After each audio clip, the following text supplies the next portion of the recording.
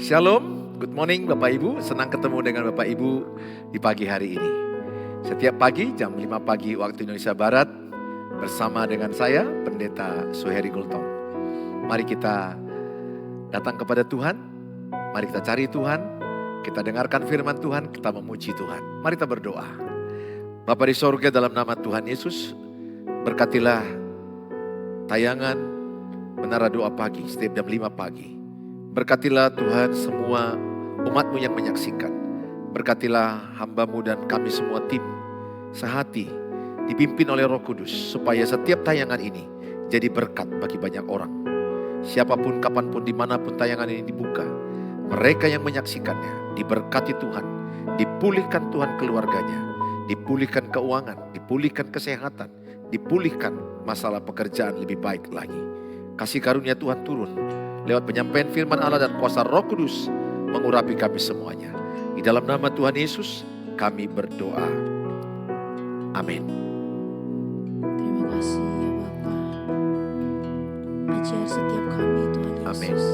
Menghitung hari-hari yang Kau berikan. Agar turunlah kebijaksanaan yang daripada-Mu ya Bapa.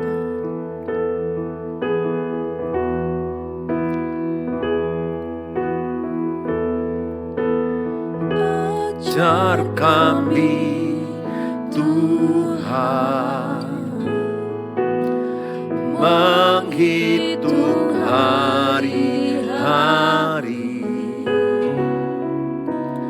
agar kami beroleh hati bijaksana.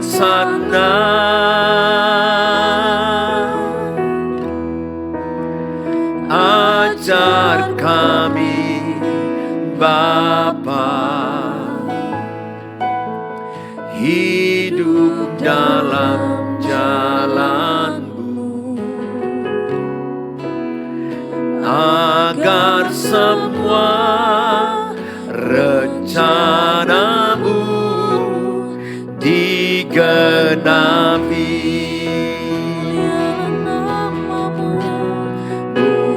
Mulialah nama-Mu Tuhan,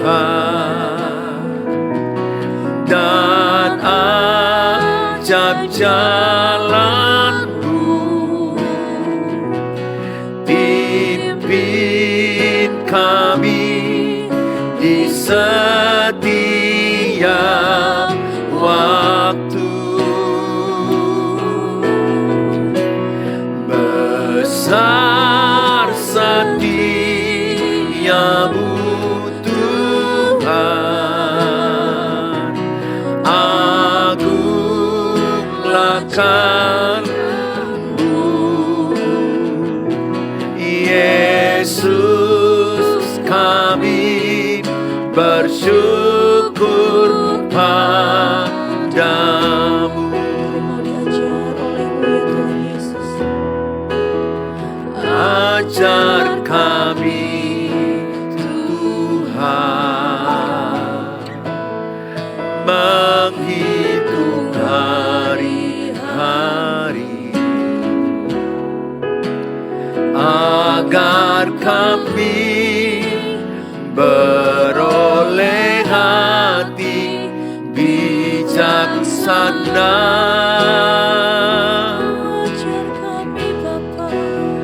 Ajar kami Bapa. Ajar kami Bapa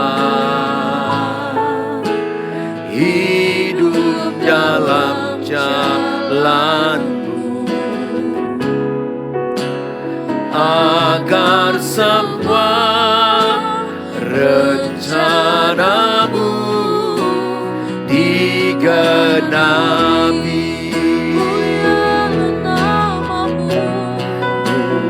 Mulialah nama-Mu Tuhan, dan ajak jalan-Mu.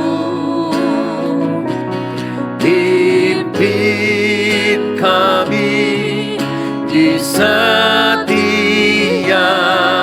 waktu. Besar setia-Mu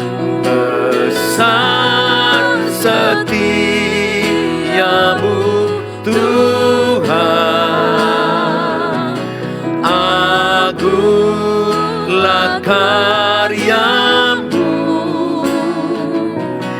Yesus, kami bersyukur padamu.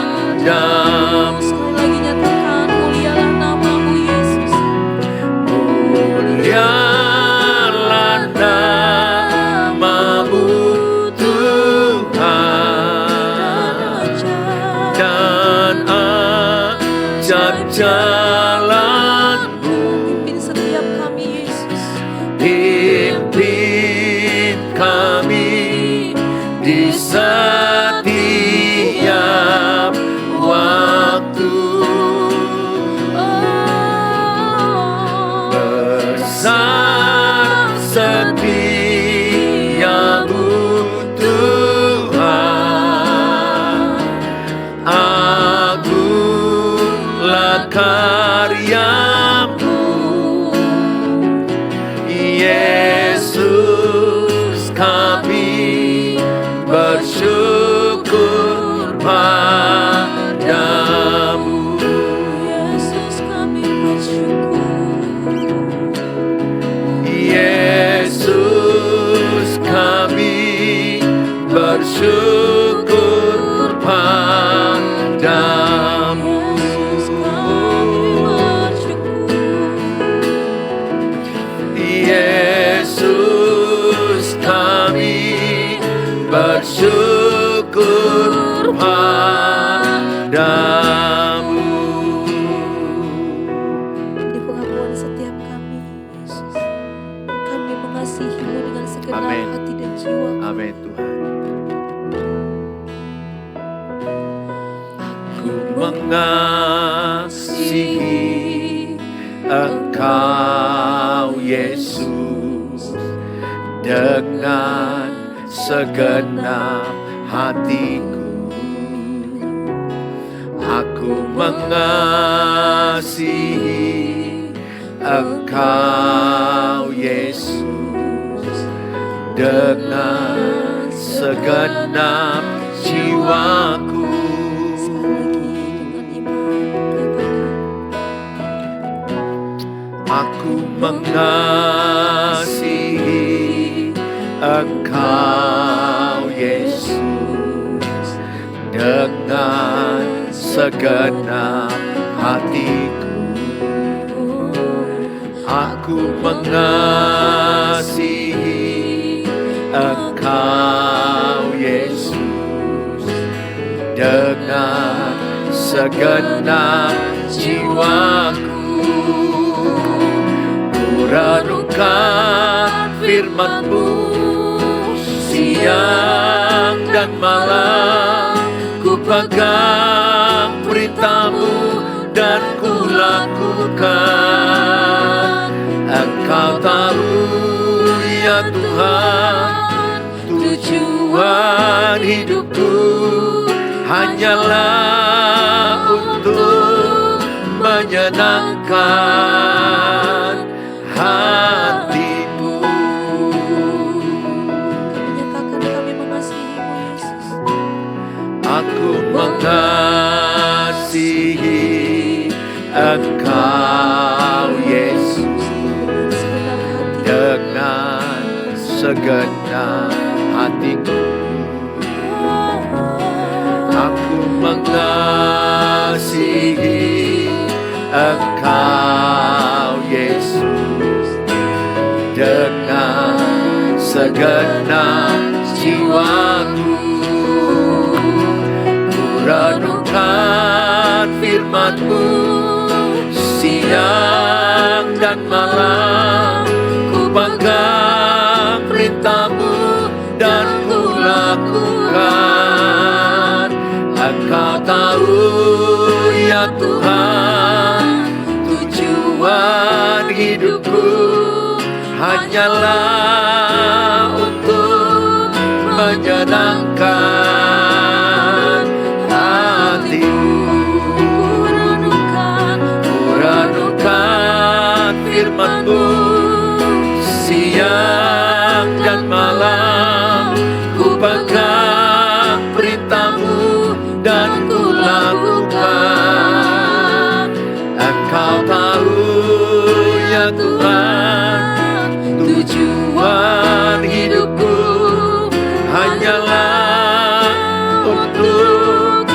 menyenangkan hatimu. Sekali lagi nyatakan, kami renungkan Yesus. Renungkan firman-Mu siang dan malam, ku pegang perintah-Mu dan ku lakukan.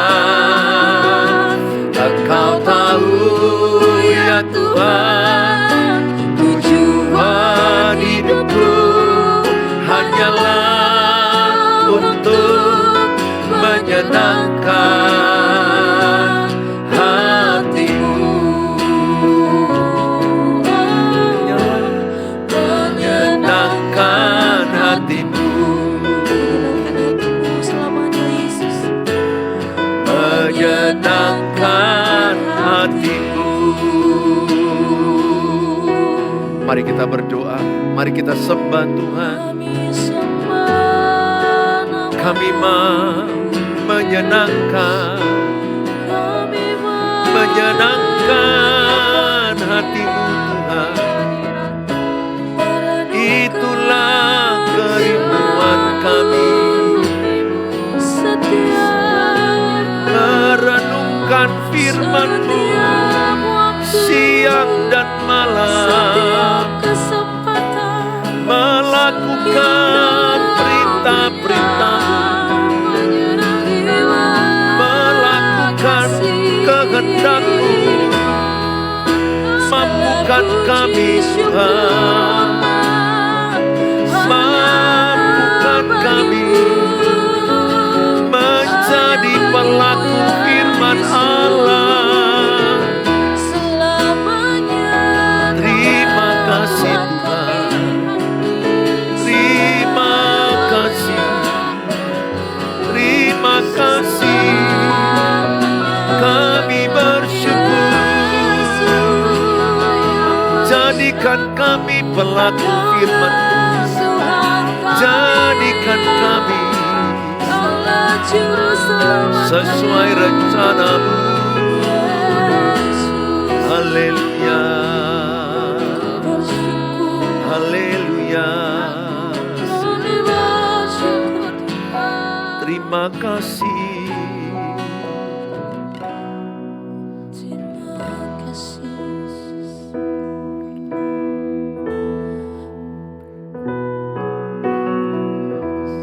Ku berikan hatiku dan jiwaku,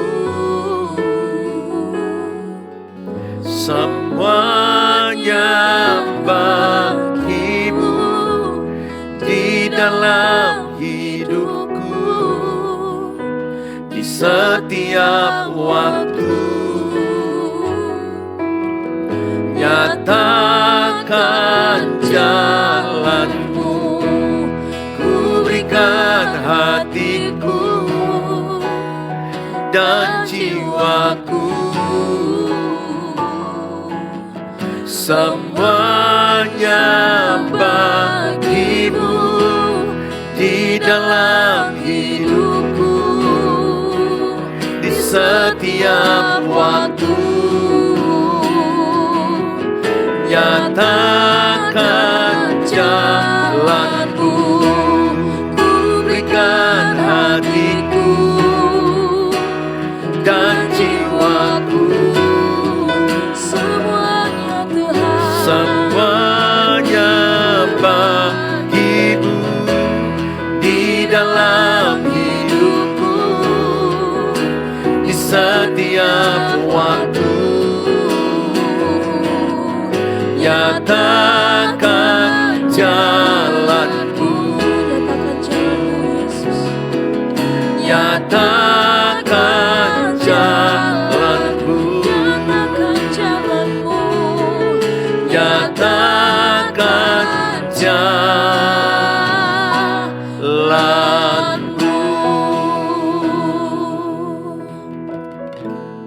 Bapa di sorga, dalam nama Tuhan Yesus, biarlah setiap kami diberkati dengan firman Allah di pagi hari ini. Dalam nama-Mu kami berdoa. Amin. Shalom Bapak Ibu yang saya kasihi. Hari ini saya memberikan tema, anak cucumu akan perkasa di bumi. Anak cucumu akan perkasa di bumi. Dalam kitab Mazmur 112 ayat 1-3. Haleluya, berbahagialah orang yang takut akan Tuhan, yang sangat suka kepada segala perintahnya. Anak cucunya, Mazmur 112 ayat 2, anak cucunya akan perkasa di bumi. Angkatan orang benar akan diberkati. Harta dan kekayaan ada dalam rumahnya. Kebajikannya tetap untuk selamanya. Dari kitab Mazmur ini, bahwa ada garansi anak cucu orang-orang yang hidup dalam kebenaran diberkati Tuhan. Tidak ada anak yang jahat. Yang ada anak salah asuh, salah didik, salah di dalam membentuk karakternya. Tidak jauh buah jatuh dari pohonnya. Oleh karena itu Bapak Ibu yang saya kasih dalam nama Tuhan Yesus. Punyakah kerinduan di hatimu anak cucumu perkasa di bumi? Anak cucumu diberkati. Tulis dalam kolom, anak cucuku perkasa di bumi. Anak cucuku diberkati di bumi. Kuncinya sama siapa? Orang tua. Orang tua menjadi kunci yang paling penting untuk anak cucu kita. Orang tua yang bagaimana? Orang tua yang hidup dalam kebenaran. Orang tua yang mengajarkan kebenaran. Dikatakan Mazmur 112 ayat 1, yang berbahagia adalah mereka yang suka kepada segala perintahnya. Jangan jemu-jemu mengajarkan ketetapan Allah. Jangan jemu-jemu mengajarkan firman Allah, mengajarkan takut akan Allah, mengajarkan siapakah Allah kepada anak cucu. Tentunya dimulai dari diri sendiri. Gak mungkin saya akan mengajarkan kepada Bapak Ibu tentang Allah kalau saya tidak mengenal Allah. Tidak mungkin saya mengajarkan kepada anak-anak saya takut akan Allah. Saya tidak takut akan Allah. Dimulai dari siapa? Dimulai dari diri saya. Ayat ini menekankan, ayo supaya setiap kita orang tua saat berjalan, pergi jalan-jalan, saat ada di mall lagi sedang duduk makan, saat di dalam rumah, dimanapun kita berada, sedikit tapi sering mengajarkan firman Tuhan, sedikit tapi sering. Tulis dalam kolom, sedikit tapi sering mengajarkan firman Allah. Mengajarkan firman Allah sedikit tapi sering, berulang-ulang. Kalau terlalu banyak, anak-anak itu langsung nolak. Terlalu berat, anak-anak itu menolak. Tapi sedikit di waktu yang tepat, cara yang tepat, intonasi yang tepat, suasana yang tepat. Sampaikan sedikit tapi sering. Anak-anak itu akan menerimanya. Dan itu akan masuk di alam bawah sadar. Apalagi anak-anak masih 0 sampai 12 tahun. Masih gampang masuk ke alam bawah sadar. Yang paling cepat itu di 0 sampai 8 tahun. Golden age. Anak-anak itu menyerap. Apapun diserapnya, buruk diserap, baik diserapnya, positif diserap, negatif diserapnya. Oleh karena itu, gunakan waktu yang ada ini.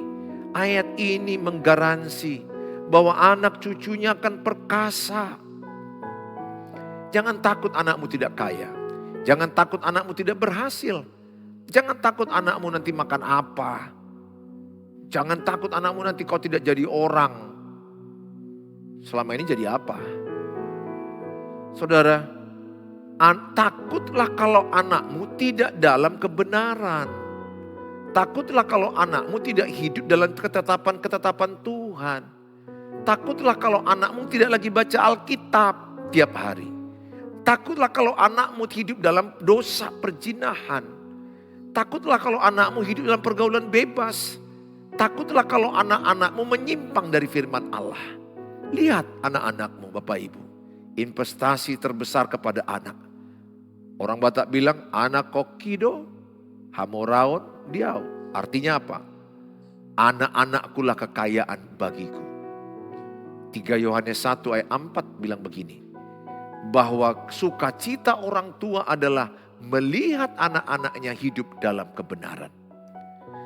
Jadi tidak ada yang kebahagiaan yang paling bahagia selain melihat anak dalam kebenaran. Percaya kalau dia dalam kebenaran tidak mungkin miskin. Tidak mungkin kekurangan, tidak mungkin. Burung pipit dia pelihara. Bunga bakung dia pelihara. Apalagi anak-anak Tuhan. Alkitab udah bilang anak-anakku tidak peminta-minta. Kitab Mazmur katakan ini jelas. Anak-anakku tidak pengemis. Kalau anakku jadi peminta-minta pengemis, siapa yang malu? Saya bapaknya. Kalau saya peminta-minta pengemis-ngemis kepada orang kaya, siapa yang malu? Bapa di sorga. Makanya saya tidak mau peminta-minta, pengemis-pengemis saya tidak mau. Karena saya anak Bapa di sorga, Bapak Ibu juga anak Bapa di sorga. Tanamkan ini kepada diri Bapak Ibu. Tanamkan, masih ada waktu mengajarkan iman, mengajarkan karakter, mengajarkan takut akan Tuhan kepada anak-anak. Saudara, pertengkaran itu membuat banyak anak-anak tidak mengalami berkat atas melalui orang tuanya. Aku berdoa Bapak Ibu berhentilah bertengkar. Yang waras mengalah, tulis dalam kolom. Yang waras mengalah, tulis. Jadi yang orang yang gini-gini terus, orang udah diam pun masih, nah itu kan udah gangguan jiwa itu. Pemarah itu gangguan jiwa. Marah boleh, tegas tapi tidak pemarah. Pemarah itu gangguan jiwa, bawaannya marah aja. Marahi anak-anak, pas salah dimarahi, pas benar gak dipuji. Itu yang salah pendidikannya. Cobalah puji anak, kasih jempol. Kemudian kasih dia reward, kasih dia apresiasi, peluk anak. Dalam kesalahan pun peluk anak, jangan bentak.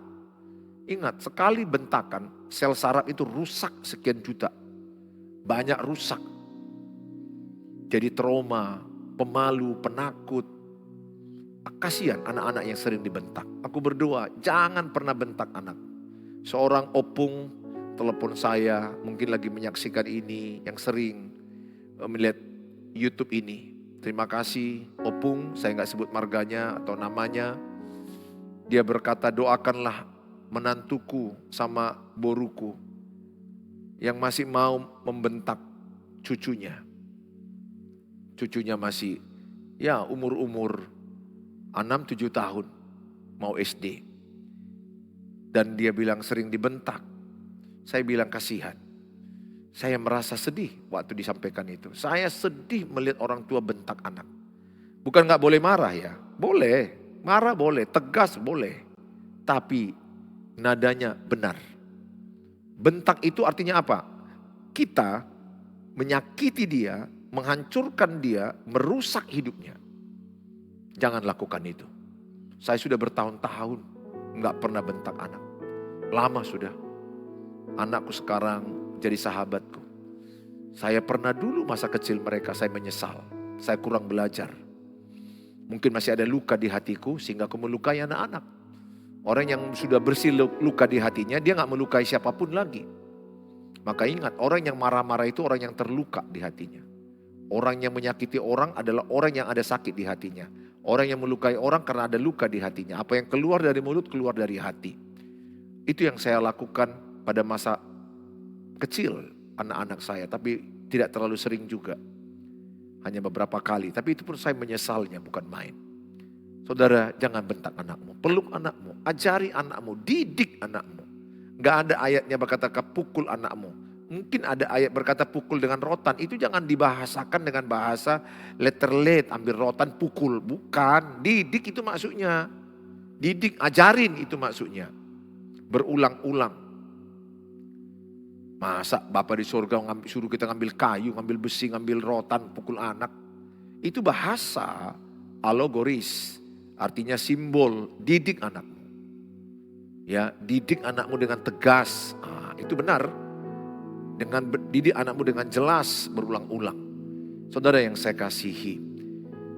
Kenapa orang bisa bertengkar? Ada beberapa alasan kenapa banyak pernikahan bertengkar. Yang pertama adalah memang betul banyak perbedaan suami istri. Perbedaan suami istri ini 1001. Tapi perbedaan itu bukan untuk saling menghancurkan. Perbedaan itu untuk saling membangun, saling melengkapi, saling menopang. Sering sekali kita tidak mau mendengarkan isi hati pasangan kita. Saya sekarang yang saya kembangkan itu mendengarkan isi hati pasanganku, harapannya dan berkomunikasi yang nyaman. Pernikahan yang baik itu adalah kalau adanya komunikasi yang enak, yang nyaman. Tidak marah-marahan, tidak diam-diaman. Anak-anak juga begitu. Nyaman ngomong dengan ayah ibunya, tidak marah-marahan, tidak diam-diaman. Kalau ada anakmu diam-diam, itu sakit mental. Kalau ada anakmu marah-marah meledak, itu sakit jiwa, sakit mental. Bayangkanlah kalau bapak marah-marah meledak. Ibu atau istri daripada ayahnya diam-diaman, silent. Anak-anaknya 4, 2 berteriak, 2 yang silent. Berarti semua sakit jiwa. Harusnya ditulis di depan rumahnya itu, selamat datang rumah sakit jiwa. Karena semua yang tinggal di rumah itu sakit jiwa. Ingat, orang yang jiwanya sehat, sembuh, apapun masalah di hatinya bisa disampaikan dengan baik-baik. Bisa disampaikan dengan enak. Tapi orang yang sakit jiwanya silent, ini sakit jiwa. Diam-diam, mendam. Makanya staf gereja saya selalu bilang, saya paling gak mau kalau punya staf itu mendam, diam. Tapi apalah daya, kadang-kadang ya masa kecilnya mungkin terluka. Sehingga sikap mendam ini banyak dialami orang. Gak mau menyampaikan isi hatinya. Kedua, ada orang yang berteriak-teriak. Aku berdoa rumah Bapak Ibu gak ada lagi berteriak-teriak. Gak ada lagi lempar piring. Gak ada lagi kata binatang. Tidak ada lagi diam-diaman. Semua masalah kalau didoakan baik-baik, dibicarakan baik-baik, intonasi baik, tempat baik, waktu yang baik, hasilnya pasti baik. Nah saudara yang saya kasih, betul banyaknya perbedaan suami istri. Perbedaan ini bukan untuk saling menghancurkan. Perbedaan itu untuk saling melengkapi. Salah satu perbedaan, istri kalau dia ada masalah, cara menyelesaikan bagaimana? Pada umumnya istri ngomong, merepet, bisa histeris bahkan, bisa ngomong. Nah, atau paling tidak ngomong mengeluarkan isi hatinya, itu yang baik. Itu yang baik. Banyak istri seperti itu, menyampaikan isi hatinya, mengeluarkan unek-uneknya. Tapi kalau suami, biasanya kalau ada masalah kayak kami ini, biasanya kadang pada umumnya ya, banyak diamnya, berpikir apa solusinya. Banyak merenung. Nah si wanita banyak bicara, si laki-laki banyak diam. Makanya kalau suamimu diam, lagi berpikir masalahnya gimana ya, solusinya gimana ya, bagaimana caranya menyelesaikannya. Nah begitu dia. Banyak perbedaan kalau yang wanita juga masalah melihat dengan pria melihat. Kalau wanita itu melihat dia pendek dan lebar. Makanya isi kulkas semua bisa dilihat dia. Buka lemari semua tahu dia di mana baju ini dia tahu. Letakkan kunci dimanapun dia bisa tahu. Karena dia pendek dan lebar. Kalau kami laki-laki itu panjang dan sempit. Makanya jangan heran kalau suamimu suruh cari kunci gak nampak. Suruh ambil jahe di kulkas gak nampak. Lihat bajuku tolong ambil pak.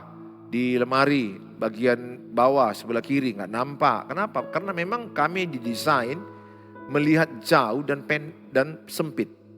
Wanita didesain melihat pendek dan lebar. Nah saudara, banyak perbedaan. Wanita pada umumnya dia bicara dengan perasaan.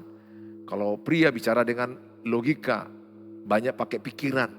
Itu pun saling melengkapi satu sama lain. Banyak hal yang akan saya sampaikan kepada saudara, perbedaan-perbedaan suami istri. Tapi sekali lagi itu bukan untuk saling menghancurkan. Jangan pernah paksa pasanganmu sama kayak engkau. Saya dulu begitu. Saya berharap istriku itu kayak aku maunya, fleksibel. Jangan terlalu kaku. Istriku maunya aku itu seperti dia, terprogram. Mulai bangun pagi, siang, sore, malam. 1, 2, 3, 4, 5. Istriku begitu orangnya. Dia orangnya punya planning dan cenderung kaku. Ini 1, 2, 3, 4, 5. Nah betul itu baik. Tapi gak boleh terlalu kaku. Nah saya terlalu kadang juga fleksibel. Tapi gak boleh terlalu fleksibel. Jadi saling melengkapi. Sekarang kami saling melengkapi. Istri saya mau fleksibel sedikit. Dan saya juga mau mengikuti rencana-rencana yang sudah disepakatin. Supaya itu menjadi pegangan ke depan. Kalau mau dipersoalkan bisa jadi persoalan. Macam lah persoalan rumah tangga ini. Saya pernah hanya bertengkar hanya gara-gara napas sama istriku. Disuruhnya aku ambil botol aqua. Tolong dulu pak ganti botol aqua itu. Terus saya tarik napas panjang. Langsung istriku datang. Papa gak senang ya angkat botol aqua? Aku bilang, aku kan tidak bilang tidak mau, aku hanya tarik napas. Ya kenapa napasmu panjang? Sejak itu aku gak mau lagi napas panjang sama istriku. Jadi sama istriku selalu napas pendek. Kalau napas panjang, marah dia. Asal disuruhnya aku gak boleh napas panjang. Nah, napas panjang bagi dia adalah kesal mungkin. Mungkin bagi saya napas panjang bisa gak kesal. Cari tenaga. Kan orang main karate itu kan napasnya gini kan. Kan gitu. Tapi masalah napas pun bisa loh. Jadi istri itu ahli menafsirkan nafas. Kami nggak bisa menafsirkan nafas. Ya seperti itu, hanya kata-kata masalah kata tidak. Saya pulang pelayanan telat, mendoakan orang sakit lagi. Jadi kita jalan-jalan ke mall, tidak. Telat sudah memang saya yang salah. Tapi kan situasi kadang-kadang. Bertanya 3 kali, jadi kita ke mall jalan-jalan, paham arti tidak? Cobalah Bu, Bapak bayangkan. Kalimatnya paham arti tidak? Ya bagi kami arti tidak laki-laki ya tidak. Pergilah aku keluar, ngopi sama kawan-kawan. Pulang-pulang aku disalibkan istriku. Egois, pendeta macam apa? Merepeklah pokoknya habis. Rupanya bagi istri kata tidak artinya bujuk aku, rayu aku, berusahalah kau, sabarlah kau, kasih uang tunai. Nah saudara, masalah pernikahan berulang lagi. Ternyata saya terlambat lagi, saya tanya. Bagaimana Ma, jadi kita ngopi-ngopi? Enggak. Dia bilang enggak. Di otakku adalah bujuk aku, rayu aku. Ku cuci piring, ku sapu rumah, ku buang sampah. Ada uang di kantongku, ku kasih ini Ma, kita jalan. Ku tanya 1 jam lagi, jadi kita ngopi? Katanya, pada mati ya. Itulah istri, makhluk halus. Artinya perasaannya halus. Artinya 1001 perbedaan bisa jadi persoalan. Tapi semakin kita menikah panjang, semakin lebih banyak waktu menikah, semakin mengenal pasangan, semakin sadar pasangan siapa. Mengenal apa harapannya, pengertiannya, apa yang diharapkan dia, isi hatinya. Belajar, sebenarnya masalah pernikahan gak banyak. Masalah komunikasi, masalah keuangan, masalah apa lagi kira-kira? Masalah hal-hal selera makanan. Ya, saya dulu pernah juga masalah memilih makanan, saya pernah bertengkar sama istri. Ya, dia hanya minta, dia nanya, makan apa kita Pak? Aku bilang, kita makan BPK, babi panggang karo. Baru dia bilang, itu aja. Ya aku bilang, jadi udah makan Chinese food. Minggu lalu makan Chinese food, katanya lagi coba. Akhirnya apa aku bilang, mau mama apa? Ya kita makan sate Padang. Dari tadi kayak kan udah selesai. Gak usah bertengkar, gak usah masalah jadi masalah. Hal-hal kecil kadang-kadang bisa jadi persoalan. Tapi sudah saya tutup lembaran pertengkaran dengan istri. Bertahun-tahun tidak ada. Kenapa? Karena saya belajar. Untuk membangun rumah tangga, Amsal 24 ayat 3. Penting pandai membangun rumah tangga. Penting belajar. Tidak ada orang yang sempurna rumah tangganya. Tidak ada yang tamat. Yang ada itu sedang belajar. Dengar podcast. Dengar dari YouTube Pak Suheri Gultom. Banyak bicara keluarga. Belajar. Saudara, 1001 perbedaan membuat pertengkaran suami istri. Kenapa lagi banyak pertengkaran rumah tangga? Tidak adanya teladan dalam pernikahan. Ayah ibu saya pun tidak sempurna, nggak ada teladan. Mertua saya juga nggak sempurna pernikahan mereka, kurang teladan. Bahkan parah, tidak ada teladan. Bayangkanlah kalau suami istri yang cerai, teladan apalah yang mau ditularkan kepada anak-anak? Tidak mudah itu. Tidak mudah, saya tidak bilang pasti rusak anak-anaknya, tidak. Tapi berpotensi rusak, berpotensi mengulangi. Tapi kalau orang tua belajar dari kegagalan mau mengajarkan kepada anak-anaknya. Jadi kegagalan menjadi guru yang terbaik. Kegagalan menjadi guru yang terbaik. Saya pun pernah gagal dalam membangun hubungan yang baik dengan istri. Bertengkar maksudnya berulang-ulang. Tapi kita orang benar, jatuh 7 kali, bangun 7 kali. Jangan menyerah. Pasti ada jalan keluar. 1 Korintus pasal yang ke-10 ayat 13 dikatakan, sudah ada jalan keluarnya supaya engkau sanggup menanggungnya. Pencobaan biasa yang tidak melebihi kekuatanmu. Ada garansi Tuhan. Bapak Ibu yang saya kasihi, jadilah teladan pernikahan bagi anak-anakmu. Ingat, warisan terbaik bagi anak-anak adalah pernikahan yang baik bagi anak cucu kita. Saya kejar ketinggalan saya kejar kesalahan saya, kegagalan saya. Puji Tuhan, anak-anak kami bisa melihat pernikahan kami yang baik saat ini. Saudara, iblis ingin menghancurkan pernikahan. Adanya iblis di dunia ini ingin menghancurkan pernikahan. Iblis gak suka pernikahan yang bahagia. Dia datang untuk mencuri, membunuh dan membinasakan. Jadi ada peperangan dalam roh. Di alam roh ini. Karena iblis selalu berkeliling mencari mangsa. 1 Petrus 5 ayat 8 dikatakan iblis berkeliling mencari mangsa. Untuk menghancurkan keluarga-keluarga. Menghancurkan pernikahan-pernikahan. Berjaga-jagalah. Sekarang ini pernikahan umur 50 tahun ke atas. Maksudnya usia orang 50 tahun ke atas. Mungkin pernikahannya sudah 25 tahun. Banyak yang cerai. Zaman now banyak yang cerai. Cerai bukan hanya pernikahan 1 tahun, 2 tahun, 3 tahun. Yang udah menikah 30 tahun pun saya tangani cerai. 35 tahun pun mau cerai. Karena perselingkuhan, karena gak belajar. Oh saya tanamkan diri saya. Saya tidak mau santai, saya belajar terus. Saya tidak mau memberi kesempatan kepada iblis menghancurkan pernikahan saya. Efesus 4 ayat 27, jangan beri kesempatan kepada iblis. Saya upgrade diri saya. Jangan Bapak Ibu pikir saya sudah posisi nyaman. Tidak. Saya belajar, saya berjaga-jaga.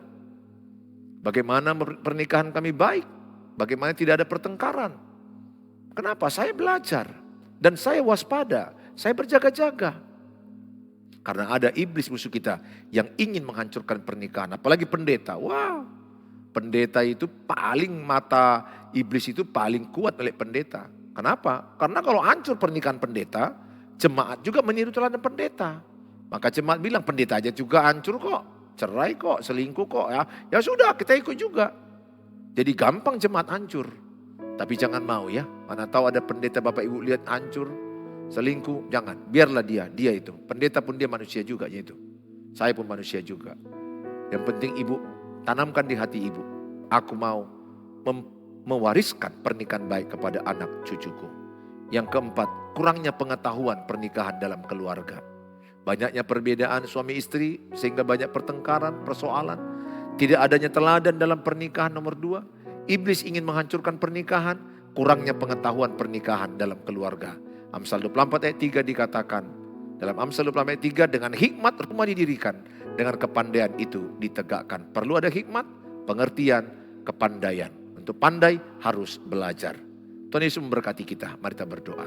Bapa di sorga, dalam nama Tuhan Yesus, semua yang menyaksikan tayangan ini, keluarganya dipulihkan. Berikan hikmat, pengertian, kepandaian yang daripada Allah. Sehingga kami membangun pernikahan kami dengan takut akan Tuhan. Mengajarkan kepada anak cucu kami hidup dalam kebenaran. Takut akan Allah, hidup dalam kebenaran-Mu Tuhan.